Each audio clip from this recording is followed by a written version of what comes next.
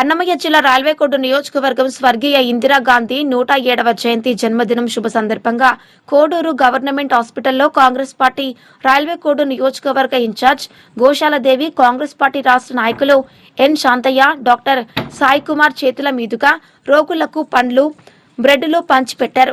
సందర్భంగా రైల్వేకోడు నియోజకవర్గ ఇన్ఛార్జ్ గోశాలదేవి, రాష్ట్ర నాయకులు శాంతయ్య మాట్లాడుతూ, ఇందిరమ్మ రాజ్యం, ఇంటింటికి సౌభాగ్యం, కాంగ్రెస్ పార్టీతో సాధ్యం.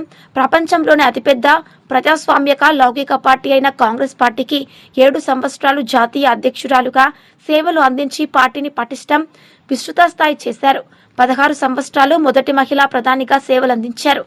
బ్యాంకీలు, జాతీయకరణ, హరిత విప్లవం, పేదలకు 3 సెంట్ల ఇళ్ల స్థలాలు, 3 ఎకరాల భూములను పంపిణీ చేసి డ్వాక్రా పథకం అమలు చేసి మళ్లీ ఇందిరమ్మ రాజ్యం ప్రతి కుటుంబానికి రావాలంటే కాంగ్రెస్ పార్టీతోనే సాధ్యమని, అటు కేంద్రంలో 2029 రాహుల్ గాంధీ ప్రధాని అవుతారని, ఇటు రాష్ట్రంలో పిసిసి అధ్యక్షురాలు వైఎస్ షర్మిలారెడ్డి ఆధ్వర్యంలో రాష్ట్రంలో కాంగ్రెస్ పార్టీ అధికారంలోకి రావాలని, అందుకు తగిన ప్రతి ఒక్కరూ అంకిత భావంతో పార్టీని బలోపేతం చేయాలని కోరారు.